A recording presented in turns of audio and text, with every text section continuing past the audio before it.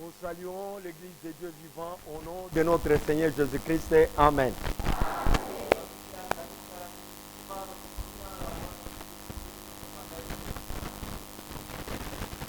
Et le nom de Dieu soit loué. Sifiwe. La Bible dit, Biblia inasema ceux qui ont le cœur pur glorifient le Seigneur. bale bote beko na moyo safi bamtukuze Bwana. Nous remercions le Seigneur de nous avoir gardés depuis le matin. Tunampigia Bwana Mungu asante kwa kuweza kutuchunga tangia asubuhi Jusqu'au moment où nous devons maintenant écouter sa parole. sina mpaka pale tutashikia sasa sauti yake. Nous sommes au temps où chacun doit s'examiner Tuko wakati mule kila mtu anapashi kujichunguza pour savoir s'il accomplit la volonté de Dieu à ce temps. juu ya kujua kama iko natimiza mapenzi ya Mungu mui wakati. C'est très important. Ni ya maana sana.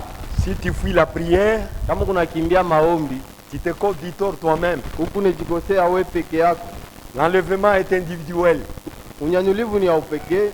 Quand Dieu parle, il parle dans l'ensemble. Wakati Mungu iko nasema kuwingi. Les jours de son action, il les fait individuellement. Siku ya ye kutenda ataifanya kwa upekee. Si tu ne veux pas venir prier, Kama upende kwa kuomba, cela te regarde. ile ni mambo yako. Ça prouve que tu n'as pas la foi. Ile inaonesha tu hauna na imani. Pour prier, il faut avoir la foi. Juu ya kuomba unapaswa kuwa na imani. Et celui qui a la foi, Na ule uko na imani c'est celui-là, le fils d'Abraham. ndio mtoto wa Ibrahimu. Nous avons la sœur Jackie sollicite la prière des saints Sasa kia anahitaji maombi ya watakatifu car son mari voyageait à Kolwezi, juu bwana yake anaenda afin kukoloni. que Dieu l'assiste. Juu Mungu amkinge. Sœur Viviane de frère Stéphane remercie le Seigneur d'avoir guéri son fils. Da Vivian wa ndugu Stefana anapigia Bwana asante vile anaponya mtoto yake. Sœur Monga remercie le Seigneur car malgré tout, sa fille a bien accouché. Da Mungu anapigia Bwana Mungu asante juu hata yote rifika binti wake anazala mzuri. Que Dieu soit loué pour cela. Mungu asifiwe juu ya ile. Lèvons-nous pour lire la parole. Tusimame juu ya kusoma sauti ya Mungu. Nous sommes dans Esdras. Tuko mu Esdras. Esdras, c'est après deuxième chronique. Esdras ni kisha mambo ya siku ya pili. Nous lisons au chapitre 1, Tusome mu sura ya kwanza, verset 1. mstari ya kwanza. La première année de Cyrus, roi de Perse, Mwaka ya kwanza ya Cyrus mfalme wa Persi, afin que s'accomplisse la parole de l'Éternel prononcée par la bouche de Jérémie, juu itimilike neno ya milele ile ilinenwa kupitia kinywa cha Yeremia. l'Éternel réveilla l'esprit de Cyrus, roi de Perse, Wa milele akaamusha roho ya Cyrus mfalme wa Persi, qui fit faire de vive voix et par écrit cette publication dans tous les royaumes. na alifanya baandike kupitia masauti yake hii matangazo mfalme yote. Ainsi parle Cyrus, roi de Perse. Hivi mfalme Cyrus wa Persi anasema, L'Éternel, le Dieu des cieux, m'a donné tous les royaumes de la terre. wa milele Mungu wa mambingu ananipatia mafalme yote ya dunia. Il m'a commandé de lui bâtir une maison à Jérusalem en Juda. Ananipatia ruhusa ni muyengee nyumba mu Yerusalema mu Yuda. Qui d'entre vous est de son peuple? Nani yeko katikati ya taifa ya ule Mungu? Que son Dieu soit avec lui Hivi Mungu akwe pamoja et naye, qu'il monte à Jérusalem en Juda apande ku Yerusalema ku Yuda, et bâtisse la maison de l'Éternel. na ajenge nyumba ya milele. Le Dieu d'Israël, Mungu wa c'est Israeli le Dieu qui est à Jérusalem. ndio Mungu ule ko ku Yerusalema. Que Dieu bénisse cette lecture de la parole. Amen. Mungu abariki usomi ya neno. Amen. Mettez-vous. Tutekala. Nous voulons tirer quelque chose de cette lecture. Tunapenda tutoshemo kintu kimoya mui usomi. C'était au moment où Israël était en captivité Ni ilikuwa ni wakati Israeli alikuwa mbutumwa, et le moment de sa sortie était proche. na wakati yake ya kutoka mbutumwa ilikaribia. Par le prophète Jérémie, Dieu avait prophétisé sur la captivité d'Israël. Kupitia nabii Yeremia Mungu alitabiriaka yulu ya ufungo ya Israeli. Et par lui, il avait encore prophétisé sur la délivrance d'Israël. Na kupitia tena ye Mungu alitabiriaka juu ya ufungulivu ya Israeli. Cyrus, c'était un païen. Cyrus alikuwa mpagano. Il était un roi païen. Alikuwa mfalme mpagano. Il était le roi de Perse, Alikuwa mfalme wa Perse. une grande nation. Ni taifa moja mkubwa. qui fait partir des 4 empires, ile inakuya ya muampire 4 qui a constitué la statue de Nebuchadnezzar. ile ilitunga ile Que la statue de Nebuchadnezzar avait 4 parties. Munayua ile sanamu ya Nebukadnezar ilikuwa na vipande 4. La tête, Ilikuwa na kichwa, les troncs, ilikuwa na kilari, les cuisses, ilikuwa na mapaja, puis les pieds. kisha na miguu. Et chaque partie était représentée par les royaumes dominants sur la terre. Na kila kipande kyote kilianza kutambulishiwa na ufalme ile ilianza kutawala pa dunia. Et le dernier empire à régner, c'est l'empire romain. Na ile ufalme ya mwisho ya kutawala ilikuwa ni ufalme ya C'est Kiroma. l'empire qui règne même aujourd'hui. Ndio ile ufalme kuna tawala na leo. Mais au temps des Perses, Kwa lakini mu wakati ya Perse c'était aussi un temps de règne du royaume. ilikuwa ni wakati yake ya utawalo. Et c'est au travers de ce roi-là, Na ni kupitia kwa ule mfalme lui-même se nomme même serviteur de Dieu. ye mwenyewe kona jita kuwa mtumishi wa C'est Mungu. pourquoi mes frères et sœurs, Ndio kwa maana banduku yangu na nous badada devons yangu tirer attention. tunapashi kukeba ange. Dieu travaille même avec des païens. Mungu yuko natumika hata na bapagano. Ça, c'est la manière de faire de Dieu. Ndio namna ya kutumika ya Il dit Mungu. que tous les royaumes de la terre, Anasema mafalme yote ya dunia c'est Dieu qui établit les rois. ni Mungu ndio yuko naweka bafalme. Parce qu'il est dit tout pouvoir vient de Dieu. Juu banasema mamlaka yote inatoka kwa Mungu. Maintenant, c'est le roi Cyrus, Sasa huyu mfalme Cyrus qui était le roi des Perses, ule alikuwa mfalme wa Persi, a donné l'ordre. analeta ruhusa, amri. Il dit, l'Esprit du Seigneur l'avait saisi Roho ya Bwana ilimubambaka inamshika et il a fait une déclaration. na anasema msemo. C'est ce que nous lisons. Ndio hii tunasoma. Ainsi parle Cyrus au verset des rois de Perse. Mstari ya pili. Hivi Cyrus mfalme wa Persi anasema, L'Éternel, le Dieu des cieux, m'a donné tous les royaumes de la terre. wa milele Mungu wa mambingu ananipatia mfalme yote ya dunia. Et il m'a commandé de lui bâtir une maison à Jérusalem en Juda. Na alinipatia ruhusa kumjengea nyumba mu Yerusalema mu Yuda. Par le roi Cyrus, Kupitia mfalme Cyrus, Dieu a donné l'ordre Mungu alileta ruhusa pour que Israël soit libéré. juu Israeli afunguliwe, Qu'il aille rentrer à Jérusalem arudie mu Yerusalema pour bâtir le temple de l'Éternel. juu ya kuyenga hekalu ya milele.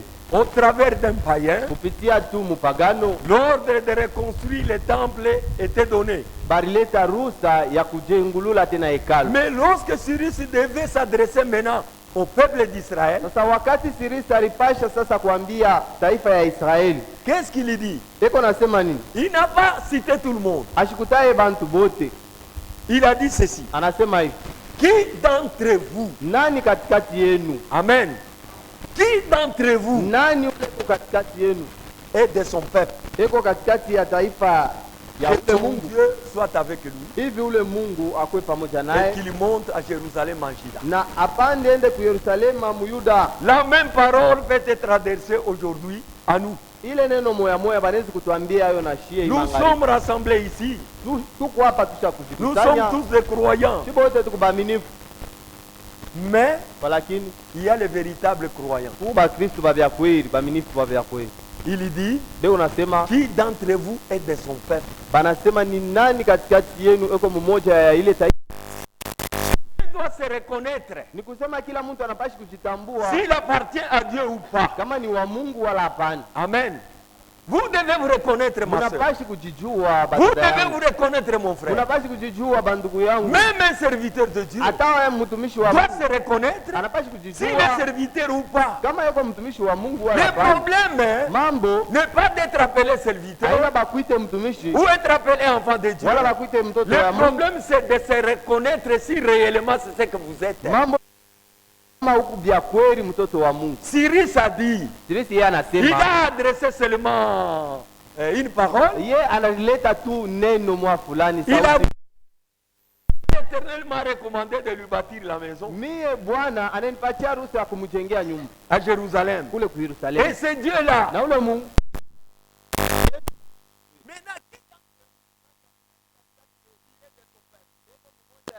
Là, ule à Mungu Jérusalem. ende ku Yerusalemu.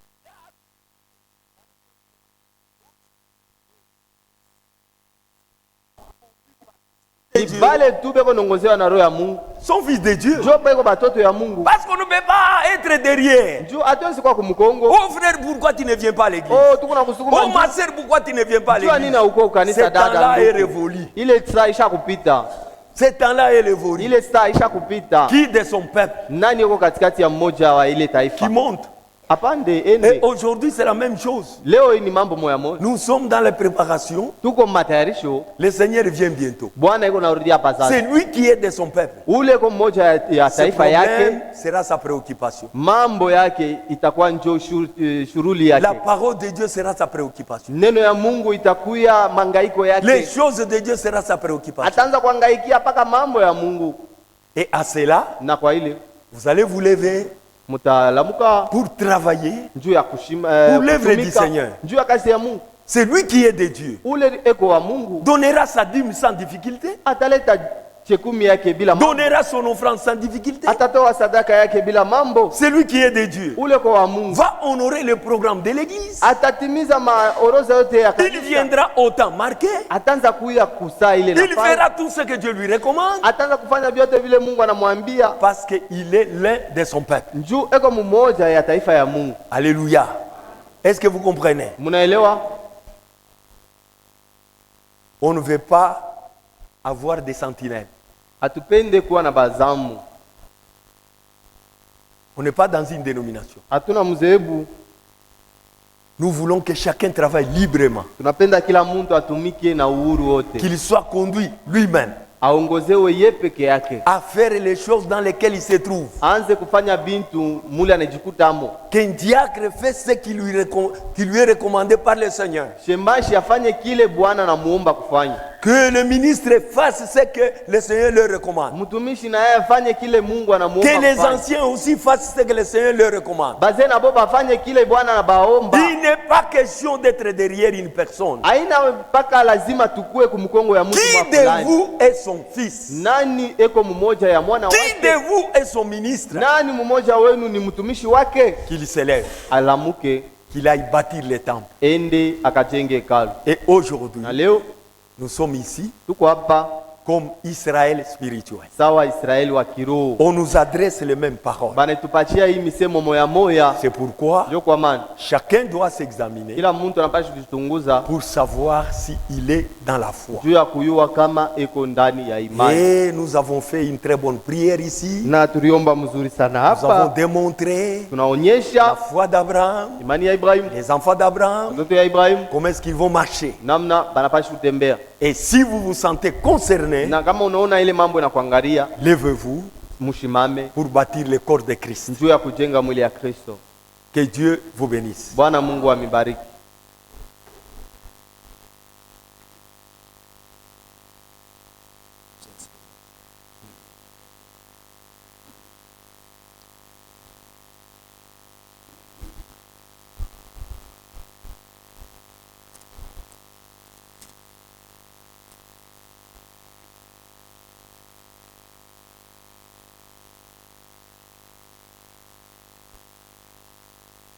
On continue à lire. Les frères tardent encore au bureau. Nduku anakawia ku ofisi, tukunaendelea kusoma. Dans tout, au verset 4, dans tous les lieux où séjournent des restes du peuple de l'Éternel, Fashi yote munekala makao ya batoto ya wa milele. les gens du lieu leur donneront de l'argent, Bantu bapa ile fashi batabapatia fedha, de l'or, des effets, dhahabu na bintu du bingine, bétail avec des offrandes volontaires banyama na matoleo ya kupendeza pour la maison de Dieu qui est à Jérusalem. juu ya nyumba ya Mungu ile ku Yerusalema. Les chefs des familles de Juda Ba shefu ya familia ya Yuda et de Benjamin, na ya Benjamin, les sacrificateurs bakoani, et les Lévites, Balawi, tous ceux dont Dieu réveilla l'esprit s'élevèrent pour aller bâtir la maison de l'Éternel à Jérusalem. bale bote Mungu alilamushaka roho yabo bakalamuka njuu ya kwenda kujenga nyumba ya milele ku Yerusalema. dans ce que Dieu fait, mubile Mungu eko nafanya, lui-même doit être en action. ye mwenyewe anapashi kwa mtendo. Quand Dieu vous sauve, Wakati Mungu il ne peut anamiokoa, pas vous laisser comme ça. ashezi kumiachiria Il hivi, viendra encore conduire ta vie. atakuwa tena kuongoza maisha yako, Il réveillera ton esprit atalamusha roho yako pour que tu puisses toujours se souvenir juu uanze paka kumkumbuka, de son œuvre, kukumbuka paka kazi de yake, son travail. kukumbuka paka kazi yake. Il doit le faire Anapashi kuifanya parce que vous devez travailler pour lui. juu unapashi kumtumikia Dieu Mungu. nous a laissé son esprit Alituachia roho yake pour que l'église soit conduite par l'esprit. juu kanisa iongozewe na roho. Dieu nous a laissé son esprit Mungu alituachia roho yake pour que ses enfants puissent être conduits par l'esprit. juu batoto yake baongozewe na roho. Et quand l'esprit te conduit, Na wakati roho ya Mungu inakuongoza, il ne te conduira pas contrairement aux voies de Dieu. haiwezi kukuongoza kinyume na manjia ya Mungu. Non, Hapana. l'esprit du monde Roho ya dunia te conduira dans le monde. itakuongoza mpaka mbintu ya L'esprit dunia. des tribus Roho ya kikabila te conduira dans les tribus. itakuongoza mpaka mbintu ya L'esprit kikabila. congolais Roho ya te kikongomani conduira dans les affaires congolaises. itakuongoza mpaka Mais mabintu l'esprit ya de Dieu kikongomani, kwa te lakini roho ya conduira Mungu dans les affaires de Dieu. itakuongoza mpaka mambo ya Mungu, Et on doit les posséder. na tunapashi kuwa na ile roho Parce que c'est aussi une forme d'appartenance au Seigneur. juu nayo ni kipande ya kumwelekea Bwana.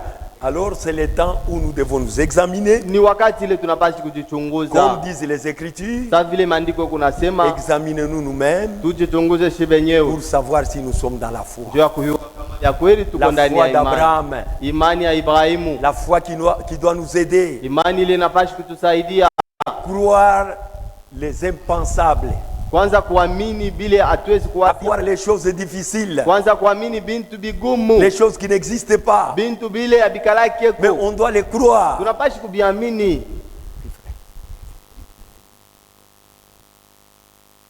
C'est comme ça que nous marchons. Jo mule namna tuko natembea C'est très important. ni ya maana sana. Nous avons une destinée. Tuko na fasi mwa kule tukunaenda, Ah, c'est l'éternité. ni mumilele, Et cette éternité na ile milele dépend de ce que vous écoutez, inafatana na bile kunashikia hapa, de ce que vous croyez bile unaamini et de ce que vous vivez, na bile kunaishi, qui vient uniquement de la véritable parole de Dieu. bile vinatokea paka kuneno ya Mungu ya byakwe, Et Dieu aidera chacun de nous. na Mungu atasaidia kila mmoja wetu. Que Dieu vous bénisse. Mungu amibariki. On entonne encore un cantique Tuimbe kwa mwimbo moya, en attendant que les fiers viennent. Mungu kuchunga nduku wakuje.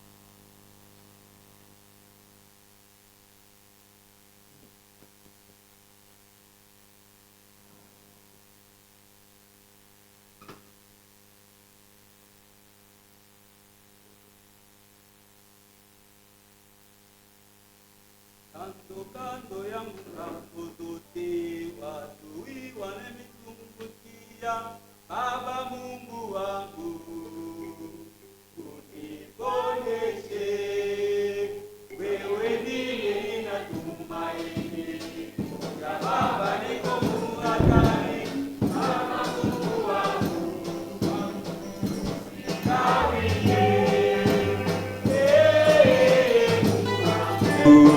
Baba huruma niko katika Baba unionyeshe, nitakufa na upanga wangu mkononi. Ye Baba unisaidie, wewe uniganie, nitakufa na upanga wangu mkononi.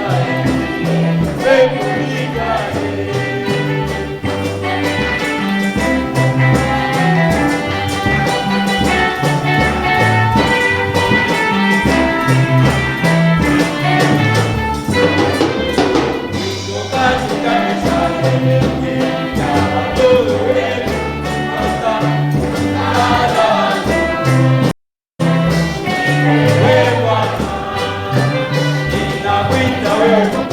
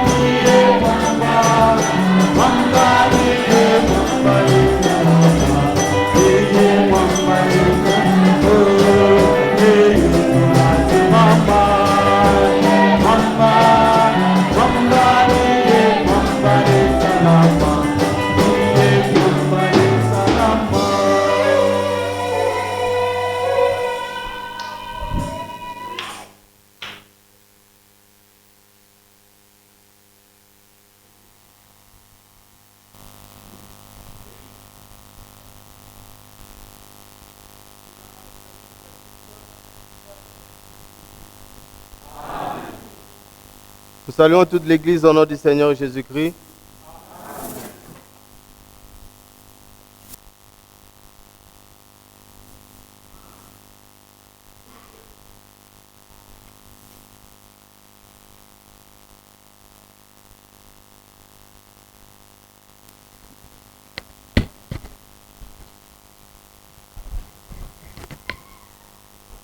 Tunasalimu kanisa mujina la Bwana Yesu Kristo. Amen. Nous saluons l'Église au nom du Seigneur Jésus-Christ. Amen. Tunapikia Mungu wetu aksanti magharibi tena. Nous remercions notre Dieu ce soir. Anituchunga, Car il nous a gardés, anituongoza maombi, nous a conduits dans la prière. anitupatia sasa bati na wakati ya kusikia neno lake. Et il nous a offert encore le moment et l'opportunité d'écouter sa parole. Amen. Juu ya ile tunapikia Mungu wetu aksanti. À cause de cela, nous remercions notre Dieu. Tutasimama juu ya kusoma neno la Mungu. Nous allons nous tenir debout pour lire la parole.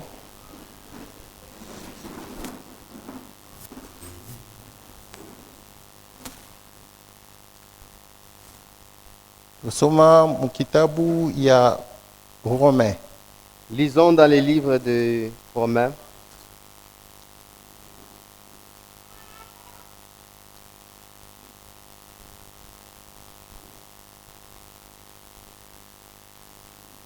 Romains chapitre 5. Warumi sura ya 5. Taomba Mungu. Je veux prier Dieu.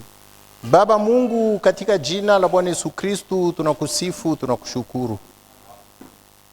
Mungu wetu na Baba wetu, tunakupikia asante kwa sababu nitika sisi kusanika magharibi Senye. Tunajiacha mikononi yako Mungu wetu. Wenje ulisema mbingu na dunia itapita, lakini neno lako ni la milele, haitapita kamwe. Tunakusanika paifuashi juu ya kuweza kusikia neno lako Mungu wetu. Tunakuhitaji katikati yetu. Mwanzo na mwisho uzunguze na manafsi yetu kunjia Roho Mtakatifu, kunjia neno lako. Utufundishe manjia yako kwa sababu manjia yako ni kusafi, takatifu na ya kunyoloka. Manjia yetu Baba aina ya mzuri ni ya kukunjama. Kunjia neno lako Baba, utuongoze sawa vile ongoza Israeli. Mungu wetu nakuomba sawa vile Musa alisema, kama ni kweli tulipokea neema kwa macho yako, utufundishe yako manjia. Ututangulie Baba musafari ya imani tunaenda, utufikishe kumwisho Baba Mungu wetu. Tukubatu mui dunia jetu puissant. Tukuna mauregevu, tukuna makosa Mungu mtakatifu. Tunakuwa kuguwe Mungu mkamilifu upate kutukamilisha. Utubariki magharibi kunjia ya neno lako tunaanza kusoma na kuhubiri. Katika jina la Bwana Yesu Kristo naomba. Amen. Romains chapitre 5. Warumi sura ya 5. Le verset 1 Mstari ya kwanza jusqu'au verset 5. mpaka mstari ya 5. Étant donc justifiés par la foi, nous avons la paix avec Dieu par notre Seigneur Jésus-Christ. Hivi benye kuhesabiwa kupitia imani tuko na salama ndani ya Mungu kupitia Bwana wetu Yesu Kristo, À qui nous devons d'avoir eu par la foi accès à cette grâce, kwake ye tunapashi kupata kuingia kupitia ile neema kwa imani, dans laquelle nous demeurons fermes. ndani ya ile tunadumu kwa hakika, Et nous nous glorifions dans l'espérance de la gloire de Dieu. na tukunejitukuza mu matumaini ya utukufu ya Mungu. Bien plus, nous nous glorifions même de l'affliction, Zaidi ya yote tukunejitukuza na ya mateso, sachant que l'affliction produit la persévérance. mkujua mateso ikunatoa kudumu, La persévérance, la victoire dans l'épreuve.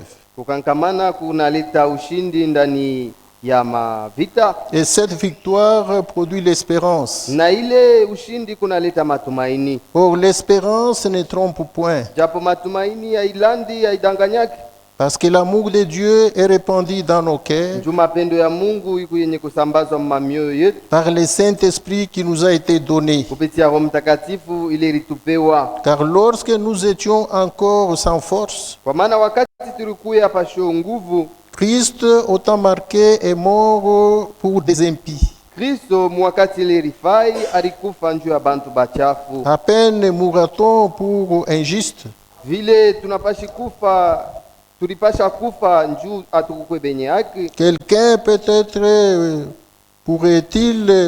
mourrait-il pour un homme de bien.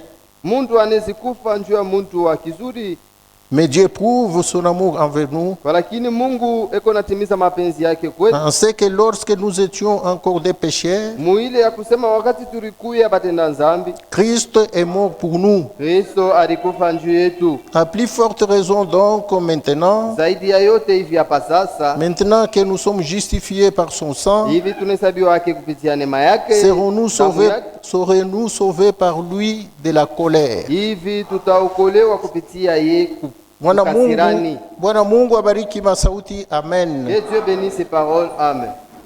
Tunaweza kuikala. Nous pouvons nous asseoir. Étant donc justifiés par la foi, Benye kuhesabiwa kumbi kupitia imani, nous avons la paix avec Dieu par notre Seigneur Jésus-Christ. tuko na amani pamoja na Mungu kupitia Bwana wetu Yesu Kristo.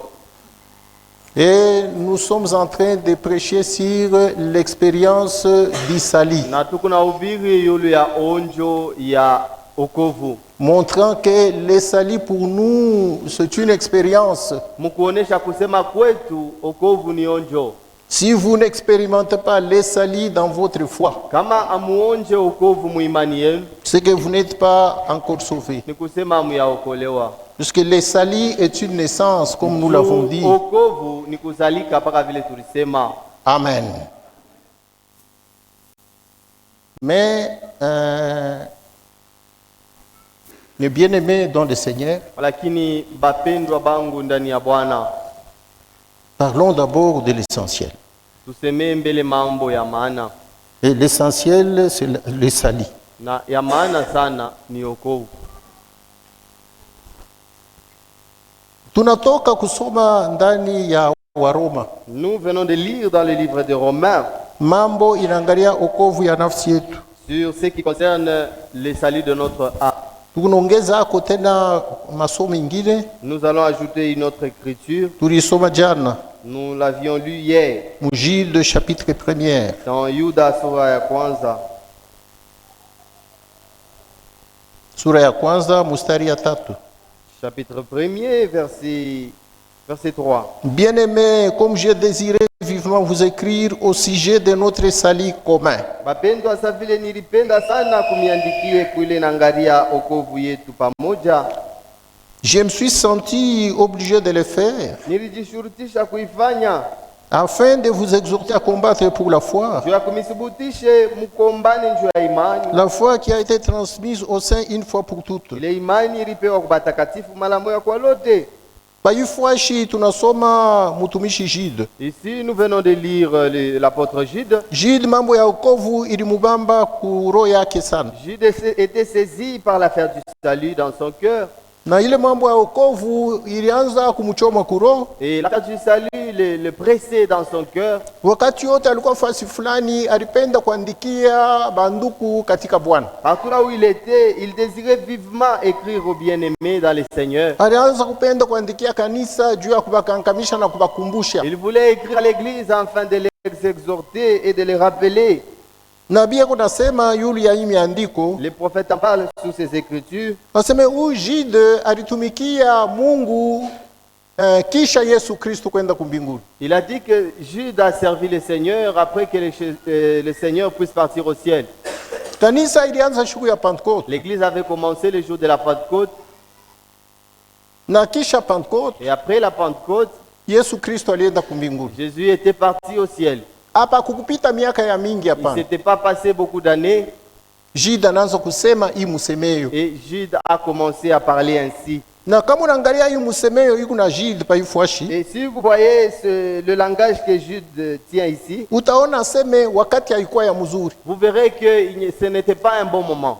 Ilikuwa ni yule wakati bantu wanaanza kuacha imani. C'était pendant le temps où les gens commençaient à abandonner la foi.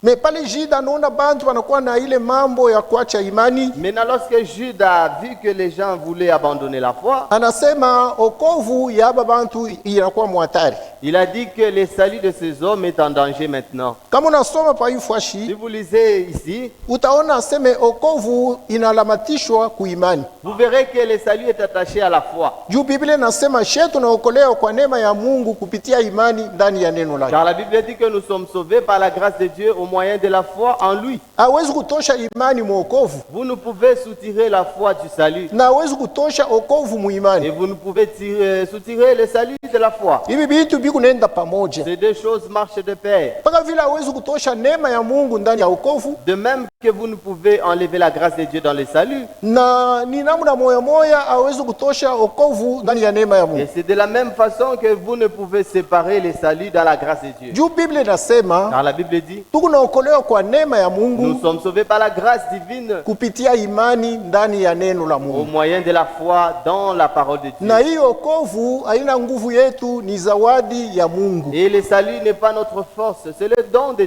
Dieu. Ndio vile Biblia inasema mu Efesiens chapitre 2. C'est ce que la Bible dit dans Ephésiens chapitre 2. Ndio kwa maana sasa paifwa shijide C'est pourquoi ici Jude, eko naandikia bantu juu ya okovu. il écrivait aux gens pour le salut. Anasema okovu ile tupokea ni moya tu. Il a dit, nous avons reçu un seul salut commun. Hakuna manamna mbili ya kupokea okovu Il n'y a hapa. pas deux façons de recevoir le salut. Njia ya Mungu ya okovu ni moya tu. La voie de Dieu du salut est unique.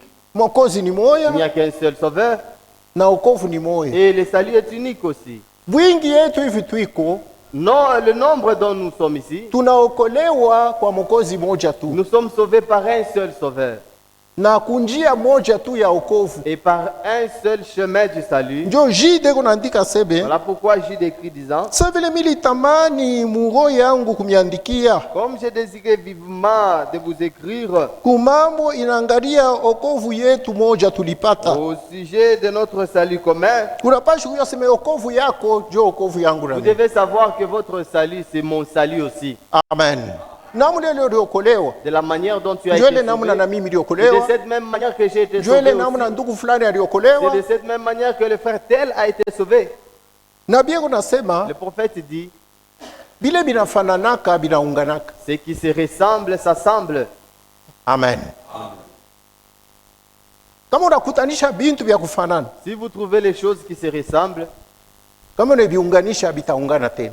lorsque vous les rassemblez, cela va s'unir. Juu ni vya kufanana. Parce que cela se ressemble. Kama unakuta bantu wa kuachana, Si vous trouvez les gens qui ne se ressemblent pas unabaweka pamoja, et que vous voulez les unir, abatapatanaka hata siku ils ne moja. pourront jamais se rassembler.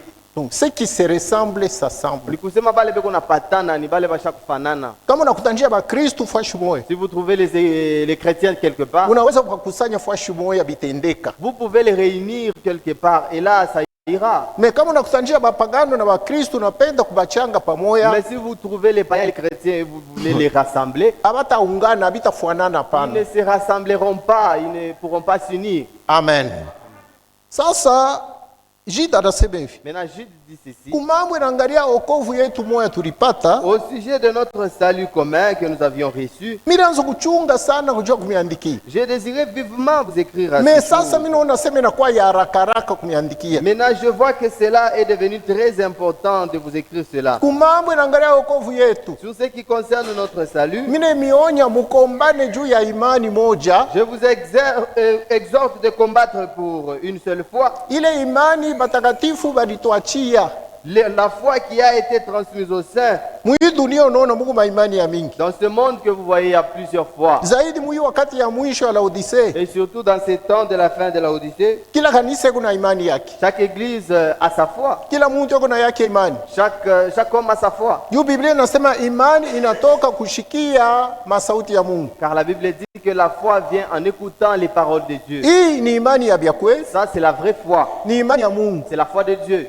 Inatoka kushikia paka masauti ya Kristo. Cela vient uniquement en écoutant les paroles de Christ. Me maimani ngini ya bantu Mais les autres foi des hommes, iku natoka mukushikia bile beko nashikia. cela vient en écoutant ce qu'ils sont en train d'écouter. Kama wanakubiri bintu vya bongo utapata imani ya bongo. Si on vous prêche les faussetés, vous aurez une fausse foi. Imani kufuatana na bile uku nashikia. Vous recevez la foi selon ce que vous écoutez. Juu imani iku natoka mukushikia. Car la foi vient en écoutant.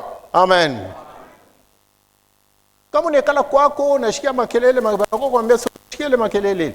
Si vous restez chez vous et qu'on vous vient vous annoncer les bruits et qu'on vous demande, avez-vous écouté ces bruits? Ile nyumba ya pale ile ya karibu na hospitali inalungua, bantu wanalunguria mtu. Avez-vous entendu ces rumeurs? Il y a une hôpital quelque part qui s'est brûlé et tout le monde qui était là. Kama uamini ile mambo hautaenda kumbio kuangalia. Si vous ne croyez pas en ce qu'on vous a raconté, vous n'irez pas à la hâte pour aller vérifier. Kama nasema njoo vile. Si vous dites ah, c'est ça?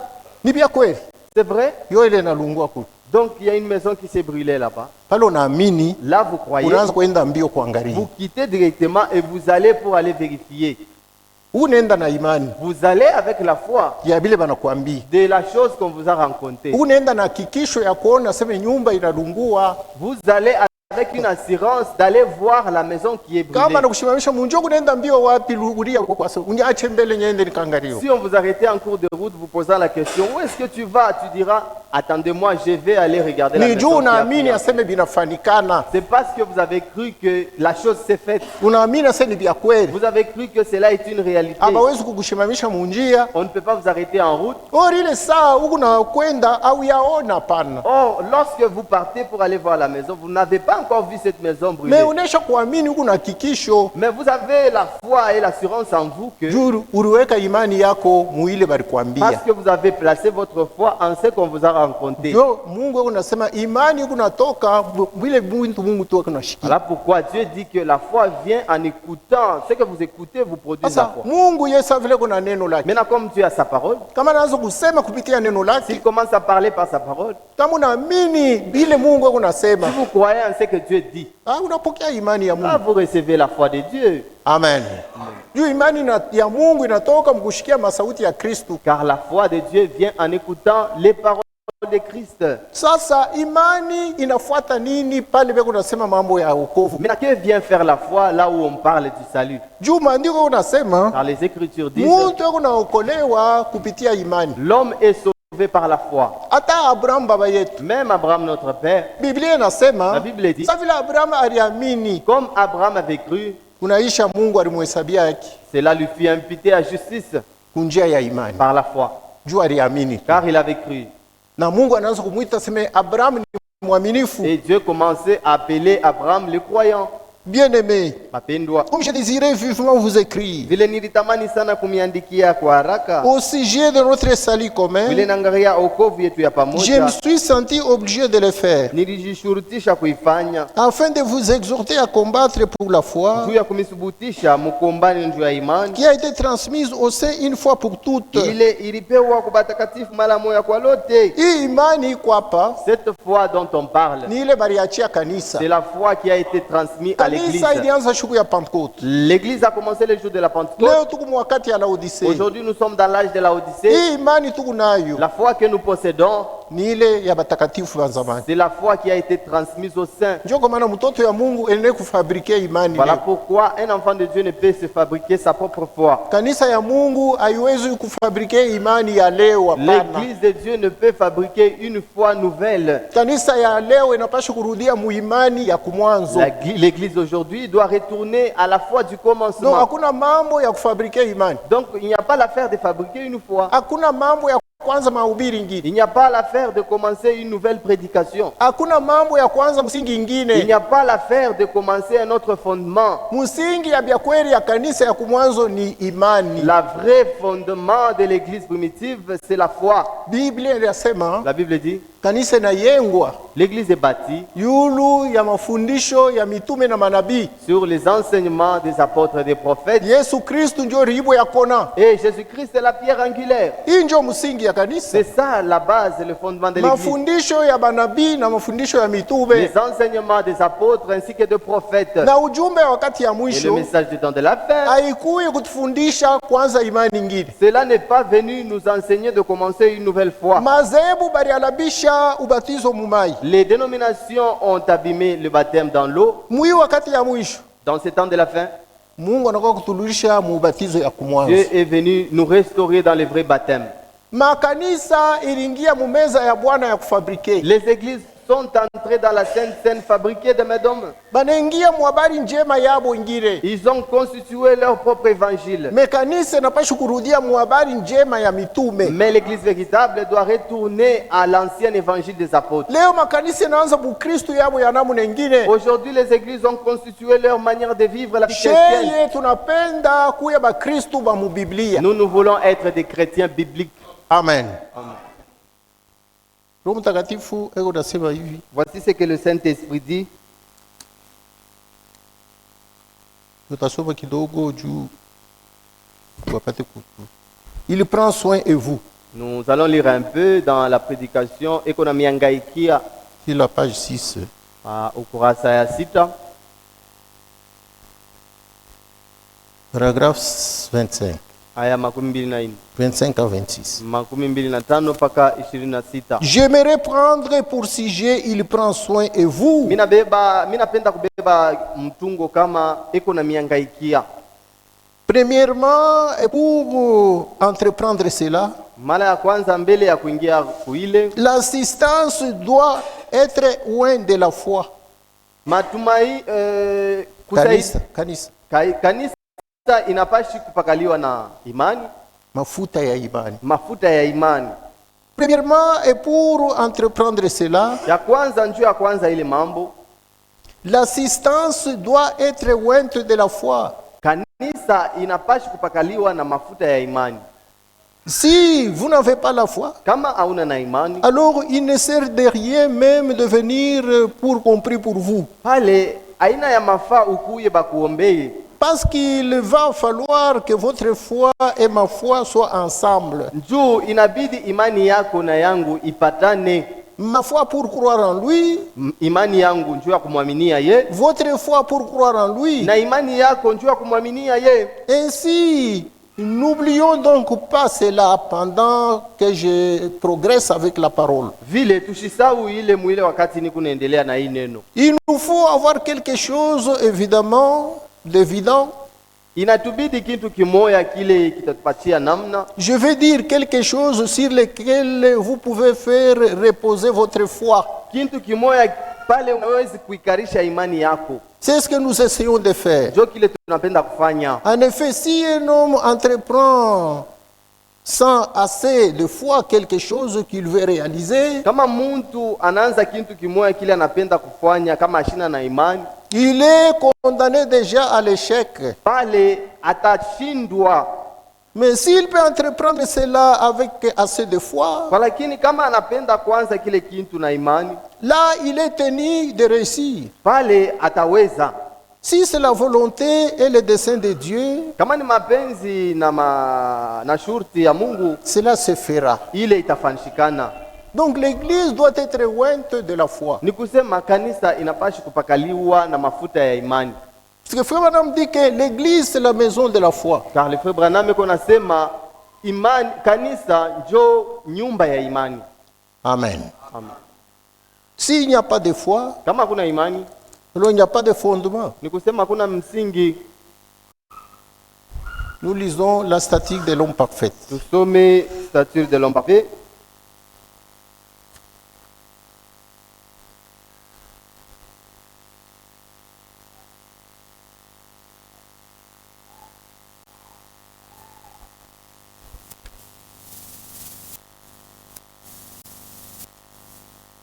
Sur la page 18. Page 18.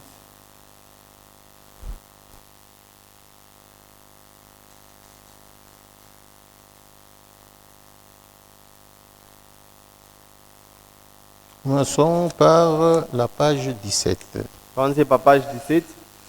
Nous lisons. Il n'y a pas de paragraphe. Hakuna maparagrafu. Eh bien, c'est ainsi lorsqu'on essaie de fabriquer le christianisme. Njo vile wakati tunapenda kutunga Kikristo, Vous ne le pouvez pas. hawezi kujifanishia La Kikristo. première chose que vous devez faire, Kitu kia kwanza kile unapashi kufanya c'est naître de nouveau. ni kuzalikwa mara ya pili. Vous devez être changé. Unapashi kubadilishiwa.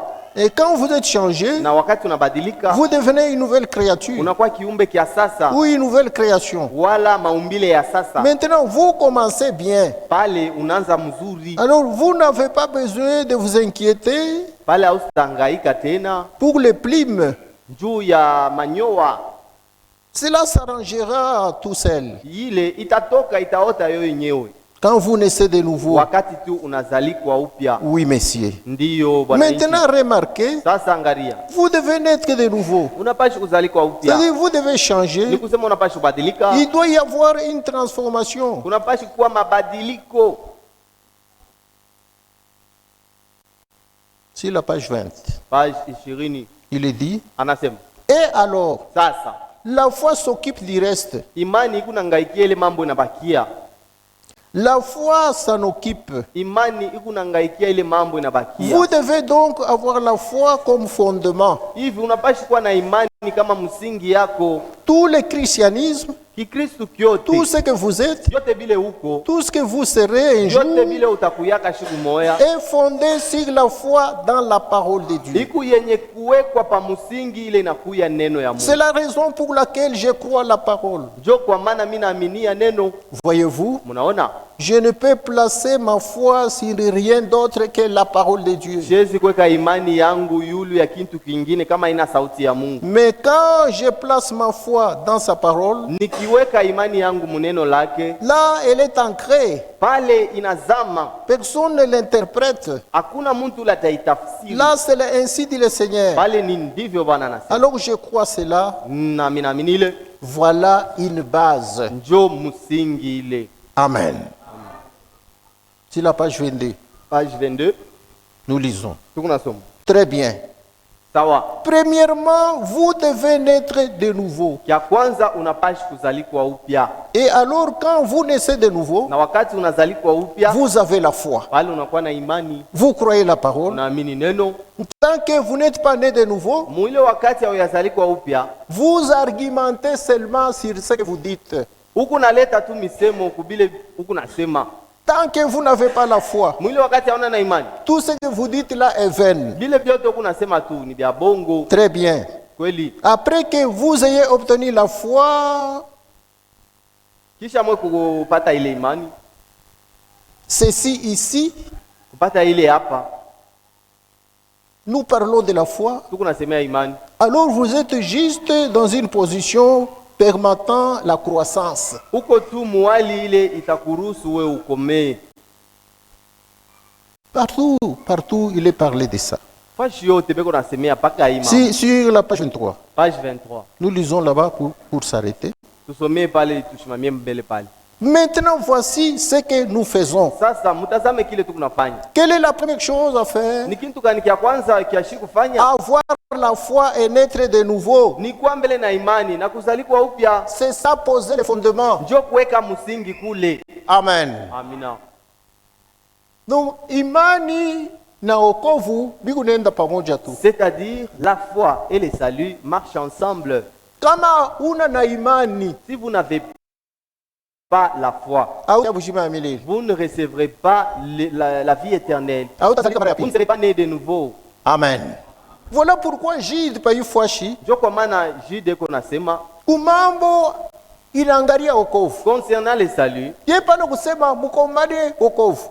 lui n'a pas dit combattez pour votre salut. Anasema mukombane juu ya imani. Il a dit combattez pour la foi. Na imani kani? Et quelle foi? Juu mudunia muku maimani ya mingi. Parce que dans le monde, il y a plusieurs fois. Me kuko imani moja ya Mais il batakatifu. n'y a qu'une seule foi des saints. Ni ile imani ilikuwa na Abrahamu. C'est la foi qu'avait Abraham. Ndio imani ya batakatifu. C'est la foi qu'appartient les Ndio saints. imani ile batakatifu baliachia kanisa. C'est la foi qui a été transmise aux saints. Na bien unasema Le prophète dit, paifuashi. ici, Kama unauliza leo makanisa yote, si vous posez la question aux églises, bote banajishika simi tu kanisa ya bamitu.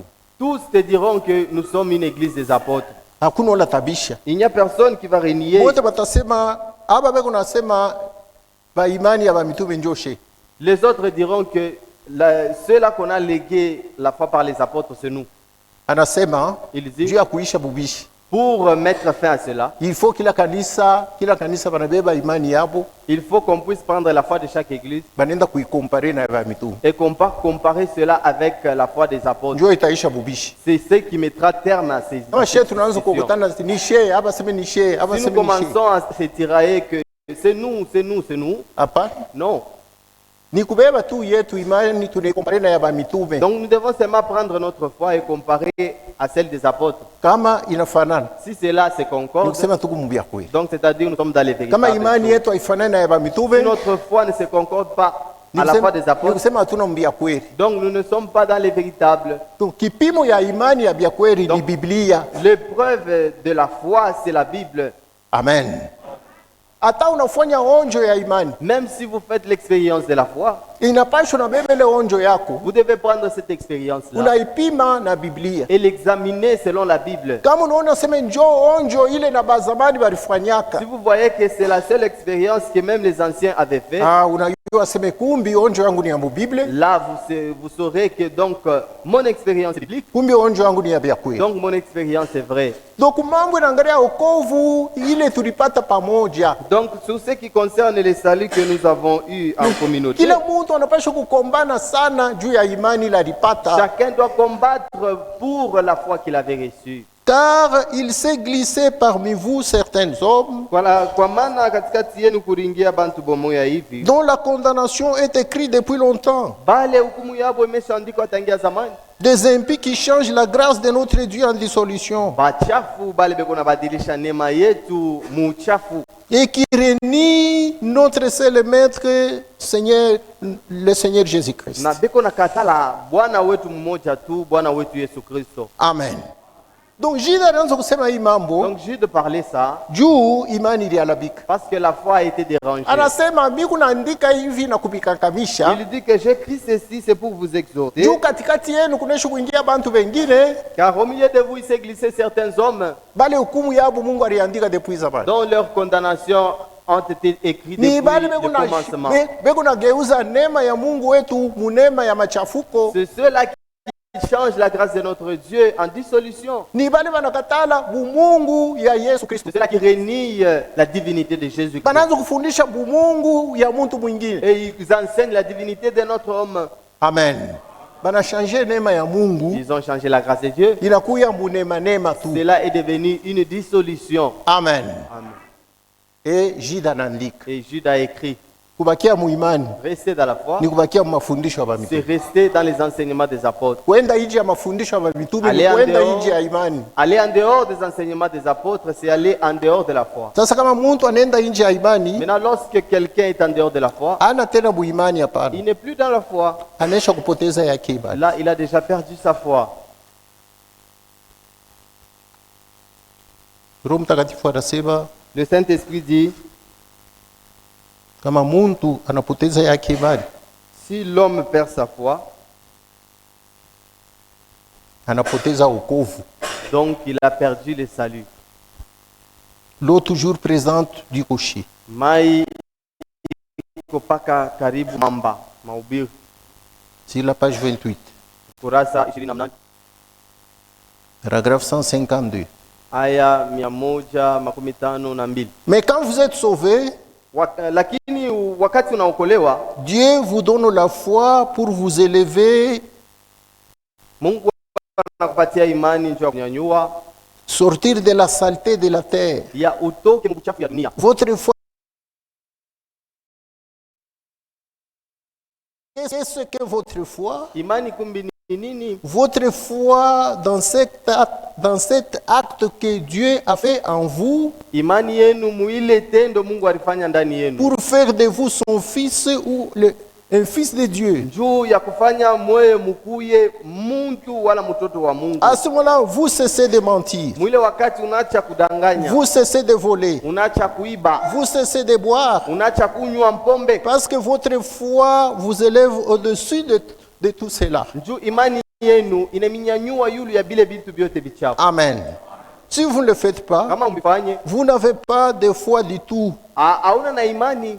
Et c'est par la foi que vous êtes sauvés. Na ni kupitia imani ndio Et naokolewa. cela par les moyens de la grâce. Na ile kupitia tu neema. C'est ce que la Bible dit. Ndio kile Biblia inasema. Donc quand Dieu vous sauve, Ni kusema wakati Mungu il anamiokoa, vous donne directement la foi. ananipatia pale pale imani. Il vous élève Anaminyanyua. au-dessus. Vous ne pouvez pas être sauvé sans avoir la foi. Hawezi kuokolewa bila wewe ukwe na imani. Quand Dieu vous sauve, Wakati Mungu il anakuokoa, vous donne la foi. anakupatia imani mara moja. Et quand il vous sauve, Na wakati anakuokoa, il vous donne la vie éternelle. anakupatia uzima wa milele. Vous naissez de nouveau. Unazalikwa mara ya Vous pili. commencez sur une bonne base. Unaanza pa msingi ya mzuri. Puisque la foi, Njoo imani, c'est ça la base. njoo msingi. Amen. La foi, Imani. le bonhomme dit que Ndio bwana nasema, la foi, ce n'est pas une imagination. Non. imani haina kuwaza. La foi, c'est une révélation Imani ni ufunuo que Dieu vous donne. ile Mungu anamipatia Quand vous écoutez la parole, wakati kunashikia neno ya Mungu. comme la Bible dit, Kama vile Biblia et inasema celui qui écoute ma parole ya kusema ule kunashikia neno la et qui croit à celui qui m'a envoyé, na naamini ndani ya ule alinituma il a la vie éternelle. pale kwa milele. Il ne passera pas en jugement. Asitapita kuhukumu. Pourquoi? Puisqu'il est passé de la mort à la vie. Njoo anatoka kulufu anaenda kubujima. Unashikia sauti ya Tu as Mungu. écouté la parole de Dieu. Jo kwa maana Voilà pourquoi kushikia sauti ya Mungu ya mafaa. écouter la parole de Dieu, c'est très important. Hii tu kunasema njo msingi ya wokovu. Ce dont nous parlons, c'est ça la base de la foi. Angalia kunyumba kama beko nayenga nyumba. Regardez ici, on est en train de bâtir une maison. Ile naletaka kaji sana ni fondation kama on a posé. Ce qui donne beaucoup de travaux, c'est lorsqu'on met la fondation. Kama banisho kuposer fondation. Si on finit à mettre la fondation de la maison, Bibamba ikawaki hapana. élever les murs, cela ne prend pas le temps. Amen. Amen. Bibamba ikawaki. L'élévation des murs ne prend pas le temps. Spécialiste maçon anaweza kuya anashimamisha makona. Un spécialiste, il élève les connards. Banaweza kukuita te wa munjie unaleta matafari mabibamba shinazo kukupana. On peut t'appeler maintenant toi qui passe en cours de route, tu amènes les briques et on élève les murs comme ça. Mais kama nyumba fondation ekumubaya. Mais si la fondation de la maison est mauvaise, Yesu alisema ile nyumba itanguka. Jésus a dit que cette maison s'écroulera. Ile siku mvula itapika ya maibwe na mpepo mkubwa. Le jour où il y aura une grande tempête et la pluie va se jeter sur Ile nyumba cette maison, itanguka. cette maison-là va tomber. Ndio kwa maana unaona ba mingi wale walianza nabo imani ya bana hapa. Voilà pourquoi tu vois beaucoup de ceux-là dont tu as commencé avec la foi ne sont plus ici. Amen. Amen. Nyumba yako ile ulienge inaweza kuanguka. Ta maison dont tu as bâti peut s'écrouler. Kesho batakuwa kuiyenga tena. Demain, on peut la reconstruire. Mais hii mayengo ya kiroho tu nasema hapa. Mais la construction, parlons Hii ici, mayengo juu ya bujima ya milele. c'est une construction pour la vie Ni éternelle. nyumba ya kiroho. C'est la maison Na ule spirituelle. nyumba ni Et weye. cette maison, c'est toi. Juu Biblia inasema ushisabu aseme huku makao ya Roho Mtakatifu. Car la Bible dit que ne savez-vous pas que vous êtes les temples de l'Esprit Saint? Amen. Mungu anapenda kuyenga. Dieu veut bâtir Kunjia ya neno. sa parole.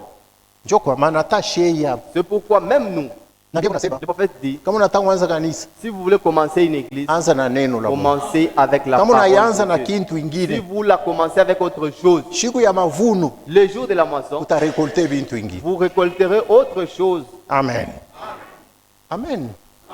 C'est pourquoi unaona mkaji ya butumishi tuko sérieux.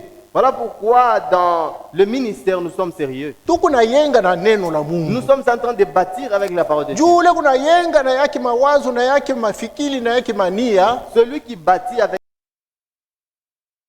ses pensées, ses désirs. Kwanza haina Mungu yuko hapo. Premièrement, Dieu n'est pas là. Ndio vile Biblia C'est inasema. la Bible dit. Kama kuna yenga, Si vous bâtissez eke Mungu anamo. et que Dieu n'y est pas, Mungu asema kuna yenga bia bure. Dieu dit que vous bâtissez en vain. Mungu hasta changer. Dieu ne changera Neno jamais. la Mungu haita Et changer. la parole de Dieu ne changera jamais. William Branham alisema hivi. William Branham a dit ceci. Vile vyote bantu badingisha mujumbe, amina vya ujumbe bitatoka vile na Tout ujumbe. ce que les gens ont infiltré dans le message qui ne sont pas la parole de Dieu sera bouté dehors. Amen. Amen. Assemblée inaweza kuanguka muzebu. Une assemblée peut tomber dans une dénomination. Mhubiri anaweza kuanguka. Un prédicateur peut tomber dans une Kundi dénomination. ya Dans la bantu inaweza dénomination. kuanguka Un muzebu. groupe de gens peut tomber dans une Mais dénomination. message ya Mungu Mais le message de Dieu haitakuyaga zehebu hata ne shida. deviendra jamais une Kazi yayo dénomination. yo Son œuvre ni ya kutosha zehebu yote kwa c'est shida. bouter dehors toute dénomination. Unaweza kuyo na ubiri sauti ya Vous Mungu, pouvez être là, vous prêchez la parole de Dieu. unahubiri mzuri Vous sana, prêchez comme il faut. funga milango ya watumishi wa mwili. Fermez les portes des serviteurs du corps dans le Amen. corps. Funga milango tu, kataria watumishi. Fermez l'accès aux serviteurs. Kama unawafungulia milango, Si vous leur vous leur ouvrez l'accès, Roho Mtakatifu atakuwa kutosha ile yote haina sauti ya le Mungu. Saint-Esprit viendra bouter dehors tout ce qui n'est pas la parole de Dieu. Njoo mambo ya ujumbe. C'est ça l'affaire du message. Ujumbe haina zehebu hapa. Le message n'est pas une Tena dénomination. kama unafungia watumishi milango, Si vous fermez l'accès aux serviteurs de Frère Dieu, Branham anasema ile kanisa inaanza kuwa zehebu. le frère Branham dit que cette église commence à être une Kanisa ya dénomination. Mungu inapaswa kufungulia watumishi ya Mungu milango. L'église de Dieu doit laisser ouvert l'accès aux Juu bonjo serviteurs ndio de Dieu. kunakuya kukamilisha kanisa. Car ce sont les prédicateurs qui viennent édifier l'église. Sasa utaingisha zehebu shuka. Maintenant, comment est-ce que tu vas ouvrir l'accès aux serviteurs de Dieu? Donc iko initili ya kuhubiri mawazo ya. Donc c'est inutile de prêcher ta pensée. Amen. Est-ce que kanisa Mungu unaelewa hivi vitu? Comprenez-vous l'église, c'est ce que nous parlons ici.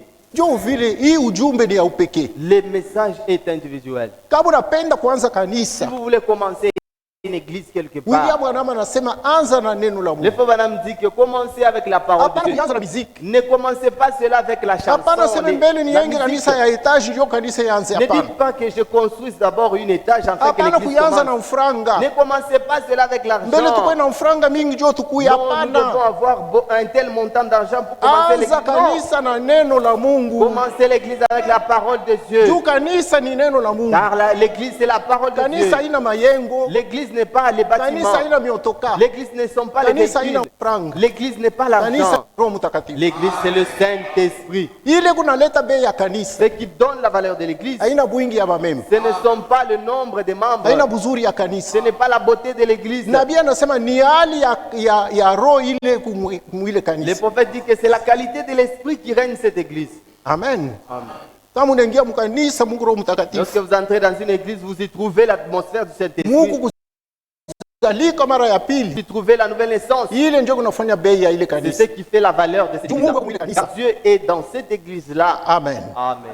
Njoo nashikia Roho Mtakatifu aseme C'est alors vous écoutez le Saint-Esprit dit, kanisa inapaswa kupakaliwa mafuta ya imani. l'église doit être loin de l'huile de la foi. Unaingia Vous entrez dans l'église, unashikia harufu ya imani. vous écoutez l'odeur de la foi. Mambo yote ni imani. Tout pour eux c'est la Yote biko foi. nafanikana kwa Tout imani. ce qui se passe là-bas c'est par la foi. Yote biko napata kwa imani. Tout ils reçoivent cela par la Juma foi. ndiko nasema vyote vitawezekana mpaka kwa imani. Car la Bible dit que tout est possible uniquement par la Na foi. imani kunatoka mushikia masauti Et ya la Kristo. foi vient en écoutant les paroles de Christ. Na ile imani biko nasema hapo Et la foi dont on parle ici, haina imani ya ce mafikiri. n'est pas la foi d'une imagination. Bengine beko na kuconfond.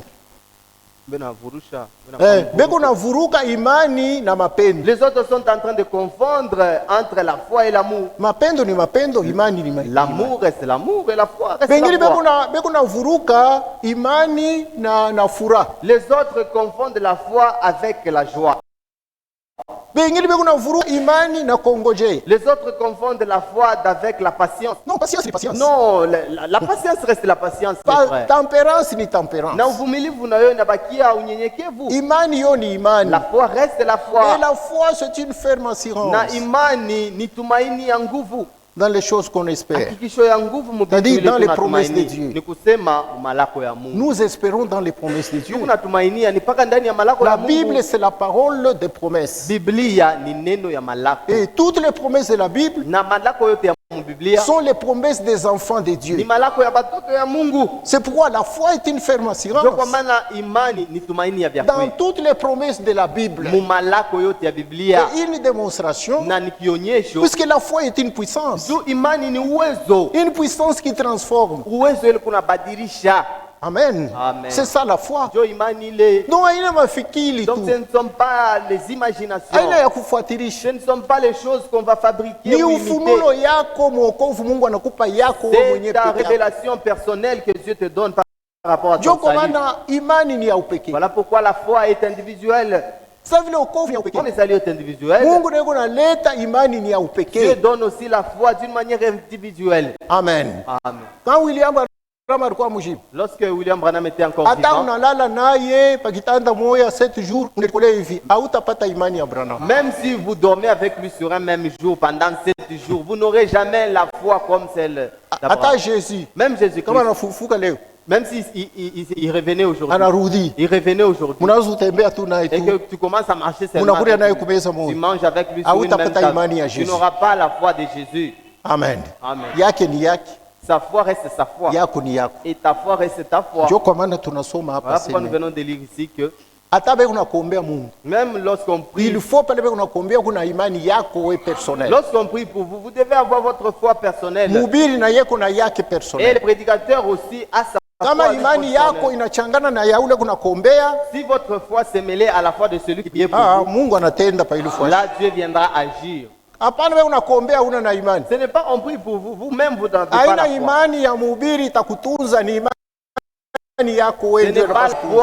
foi du prédicateur qui va vous guérir, c'est votre foi. Kama una nayo Si hautokolewa. vous n'avez pas la foi, vous ne serez pas sauvé. Kama una imani ya mawazo Si vous avez une foi ya imaginaire, yulu yulu, une foi superficielle, kama bwana unakuwa kanisa, si le mari est là, là vous venez à kama l'église. naenda tu anakuwa makosa mkashi na wewe unaanza kulofu. Si le mari est occupé au boulot, là vous vous absentez à l'église. Kama mnyumba Mungu vyakuria, Si dans la maison il y a ile saa mangé, imani kwako. là vous avez la foi. Kama mambo inaingia, S'il y a un problème, la famille, mambo inachange. là c'est fini. La Kama foi a kumfura disparu. imani kwako. Si vous êtes dans la joie, donc vous êtes dans la foi. Kama mambo inakuya mateso inaingia, imani Si inashimama. c'est la souffrance qui vous atteignait, c'est fini, vous n'avez plus de foi. Haina imani ya vyakuria. Ça, ce n'est pas une vraie foi. Biblia aseme La Bible dit, imani ya ile namu la foi de cette façon-là, haiokolake. une telle foi ne sauve pas. Sasa kama una imani ya vile, Maintenant, si vous avez une foi pareille, itakusukuma muonjo. cela vous conduira à une expérience. Amen. Imani ya vile La vraie foi, une telle foi, ya Kristo une foi venant de haitakuacha Christ, bure hapana. ne te laissera pas au hasard.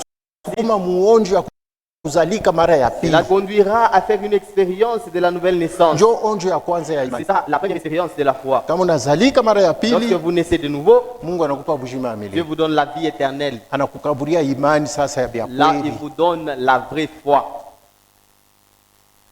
Mungu imbariki. Que Dieu vous bénisse. Ile kiloko una neglige. Le peu que tu négliges Nda ile sheba ubiri tu kuna et neglige. le peu que nous négligeons, nous les prédicateurs, Njo kuna shindisha vitu. c'est ce qui empêche que les choses évoluent. Tutendelesha mjumba. Nous allons continuer le dimanche. Hapa Ici, anakuya mambo. il y a l'affaire. Wewe ulo kunashikia sauti ya Mungu. Vous qui écoutez la parole de Dieu, Ule shikia je? comment est-ce que vous l'écoutez? Kuna position kati. Ah, vous avez quelle position alors? Est-ce kunashikia kana sauti ya Mungu au hapana? Est-ce que vous l'écoutez avec la parole de Dieu ou pas? Unaipenda au Vous hapana? l'aimez ou pas? Unaweza kuya hapa me muro yako kunateswa sana. Vous pouvez être là, mais vous souffrez atrocement dans votre cœur. Kama ndani ya roho yako Mungu kuchukia sauti ya Mungu. Si en toi, il y a la haine de la parole de Dieu, Sauti ya Mungu njo mbeko ya Mungu. la parole de Dieu, c'est ça la sémence de Dieu. Amen. Mungu kunakuwa kunjaro mtakatifu kuotesha mbeko yake. Dieu vient par le Saint-Esprit s'aimer sa sémence en vous. Sasa mbeko ya Mungu ni neno lake. Maintenant, la sémence de Dieu, c'est sa parole. Wewe uishiki yake. Et vous n'écoutez pas sa parole. Kama beko unahubiri sauti ya Mungu au ushikie maana yayo. Si on prêche la parole de Dieu et que vous ne comprenez pas l'essence de cette parole, Yu aseme mademo inesha kufunga mashikio yako ya roho. sachez que les démons ont déjà bouché vos oreilles Uyaona spirituelles. mtumishi. Venez voir le prédicateur, Aseme pastor, les serviteurs, mi qui lui pa passent kulala que, bushingishi. moi je ne fais que dormir. Sauti kama beko unahubiri sauti ya Mungu bushingishi mishio kanije. Lorsqu'on prêche la parole de Dieu, je ne sais pas comment est-ce que je m'endors. Ni mademo Ce sont les démons. fuata batumishi batako. Vers les serviteurs de Dieu, ils prieront pour vous. Juu kama ushikie sauti ya Mungu. Car si vous n'écoutez pas la parole de Dieu, Okovu itaanza je? comment est-ce que le salut va commencer en vous? Kama shatu kuhubiri sauti ya Si Mungu, nous ne vous prêchons pas la parole de Dieu, utaokolewa je? comment est-ce que serez-vous Donc sauvés? il faut tunakuhubiri sauti ya Mungu ya Donc vya nous kweli. devons vous prêcher la véritable parole de Dieu. She bali tukunahubiri sauti ya Nous Mungu. qui prêchons la parole de Dieu, Tukunakuya na mbeko pa yufuashi. nous venons avec la sémence Tunapasha ici. kukebangi. Vous devez faire attention. Amen. Amen.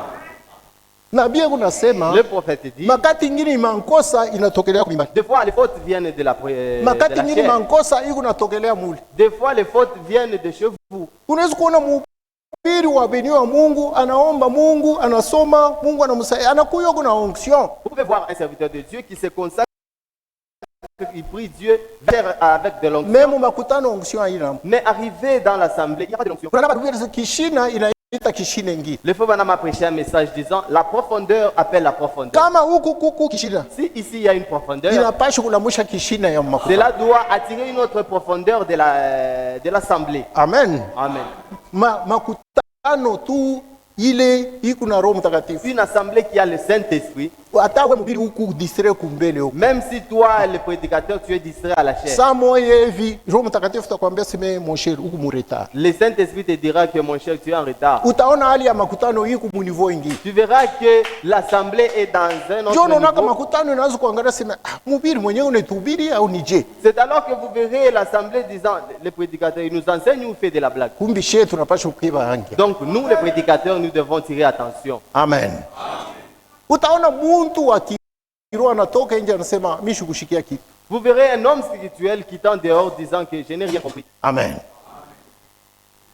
Donc namwe mnapaswa kutiria attention. Donc eux, vous devez tirer attention. Na namna ya kuikwala pakiti. Et votre même manière de vous asseoir sur la Ina chaise, compter. cela compte. Amen. Disposition yako natoka nayo kwako ya kwa kanisa ina compter. Votre disposition avec laquelle vous venez pour écouter la parole Ma de Dieu sentiment compte. ile kumuro yako ina compter. Les sentiments qui sont dans vos cœurs comptent aussi. Na huyu wa kumbele na ye. Même celui qui est devant. Disposition yake ina compter. Sa disposition compte. Kutoka kubiro pale kuna kwa kumimbali ina compter. Sa manière de quitter le bureau et venir à la chair compte aussi. Unaweza kuya unakokotana na bibi kunyuma.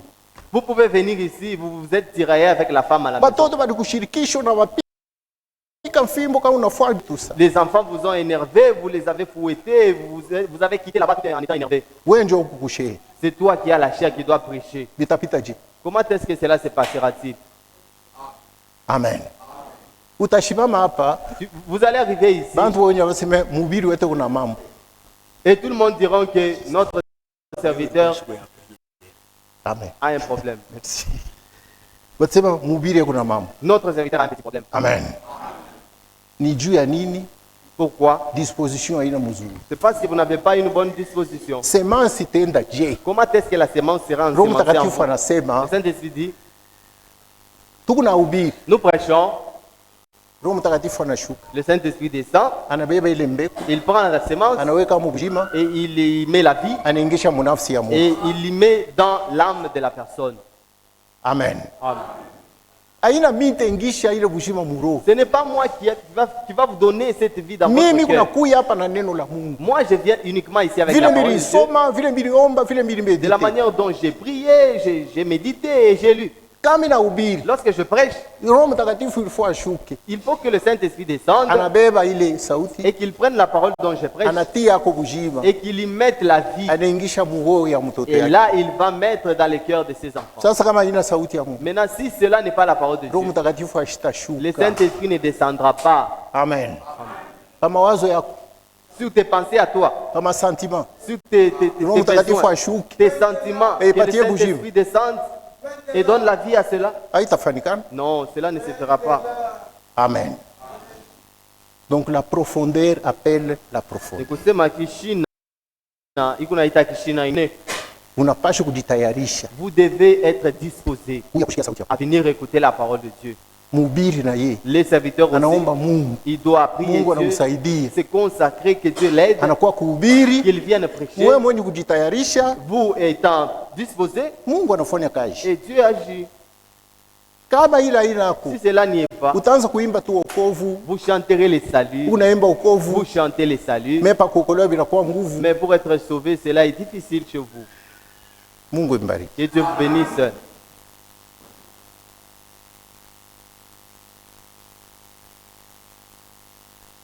Je parle un peu. Je parle. Amen. Un petit cantique, Wimbo kamwimbo kamoya, un petit cantique d'adoration. kamwimbo kamabudu kaloko.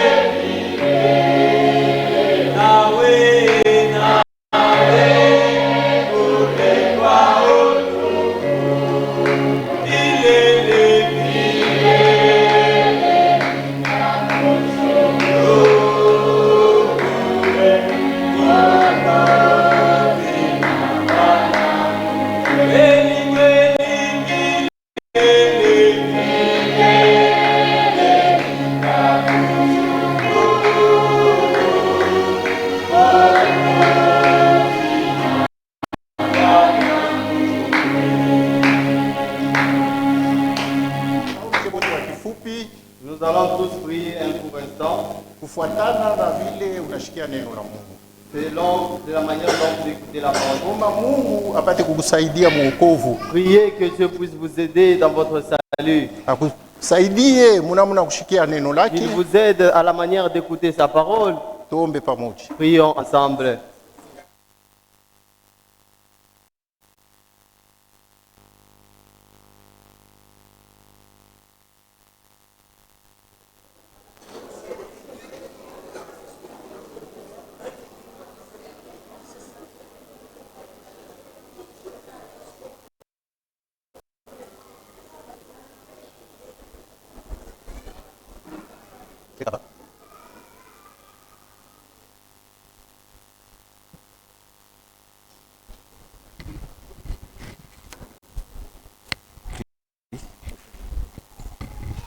Baba Mungu uliyekuwa juu mbinguni, tunakupigia asante sana juu ya privilege ile Mungu uliweza kutuakorde kusudi tupate kukusanyika ndani ya nyumba yako.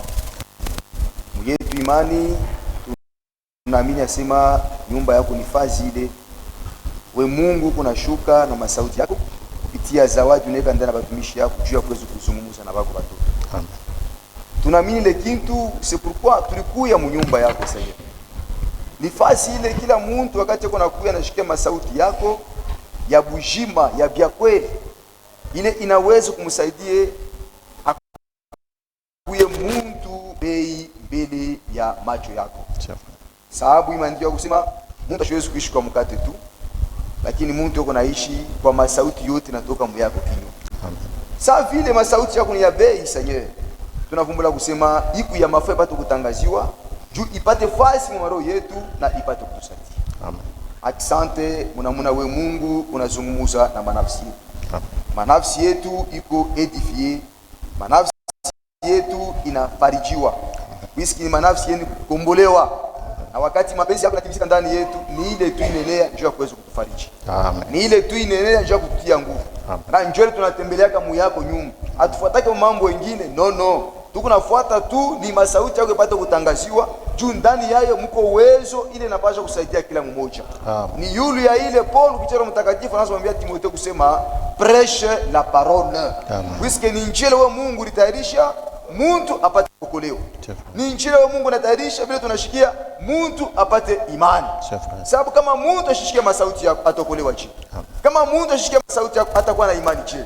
Sasa kama mtu ashina na imani niseme uko naishi tu haiwezi kupendeza hata siku moja. Pourquoi hii moment tunapasa inaonekana sasa ni momamo aina ya bei mekwetu shetu kwa watoto tunaona kusema iko na impact munene juu ya ile accente ya mingi sana. Amen. Seigneur utusaidie. Siku moja wanafunzi kisha kufanya angalisho juu balikosoa kitu moja ya mafaa kile kiliweza kuampesha mbingu ipate kutenda myao maisha. Ni juu walikosa imani. Kisha kufanya angalisho ile kitu bali tambua que vraiment ilikuwa kitu ya mbaya sana. Bali jinyenyekeza mpaka kwambia kusema oh Seigneur ajoute-nous la foi. Amen. Sio kwa heshima ngaribi ya leo vile wewe Mungu unasema touche ta parole. Vile wewe Mungu unasema touche la foi, la véritable foi ile tunapaswa kupokea. Ile inapaswa kunywa kanisa. Haitokea kwa sauti ya bantu, yeye kutokea kwa sauti yako. Ni imani ya kumbingu. Ni kupitia ile imani malako yote ile wa Mungu litulaka inapaswa kutimizika ndani ya leo.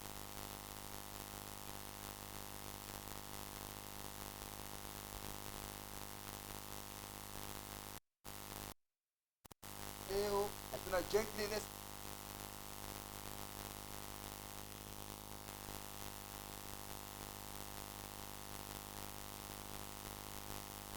moya bei sana. Andeore ya imani hakuna kubarikiwa. Andeore ya imani hakuna kusamehewa katika mazambi. Andeore ya imani hakuna kupata Roho Mtakatifu. Yote ile tukunapata mkiro ni kunjia imani. Ni msingi ya vya kweli, ni msingi ya bei sana. Ile inakombanishwa na maovu shetani. Seigneur upate kutusaidia. Amen. Hatupende kuwa na imani na tukiwa kwa sauti ya bantu. Hatupende kuwa na imani ya bongo. Mimi tunapenda kuwa na imani ya vya kweli. Imani ilikuwa na Abraham. Imani ilikuwa na Maria. Puisque ni imani iliamini masauti yako ya malako. Na mwiyo wakati ya mwisho atuamini masauti yoyote. Non Seigneur. Tuko conscient et reconnaissant que masauti kunashikia haikutoka kuseminaire ni masauti ile mbingu ilifunulia mtumishi wakati ya mwisho.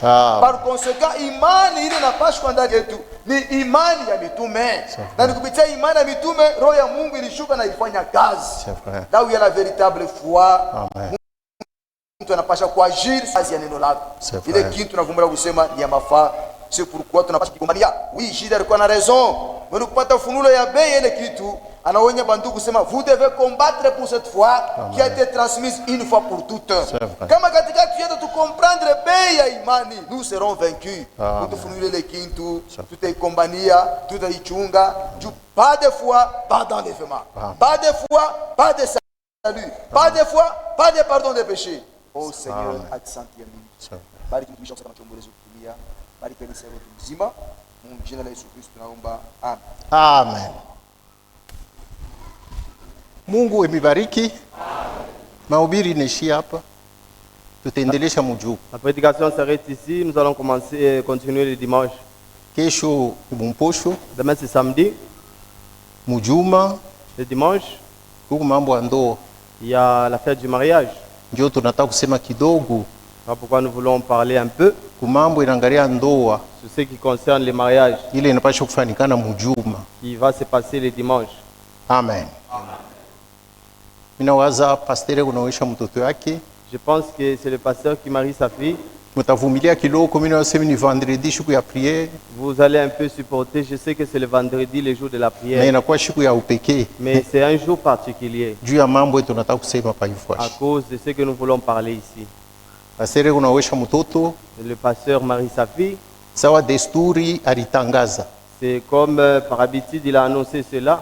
Nitaomba bakubamba kunani ku maredio bashimamishe Je demanderai à ceux-là qui filment d'arrêter. hii tunaanza kusema ina mahubiri, Car ce que nous parlons n'est plus une prédication. ni mambo tuko nayo ya mkanisa.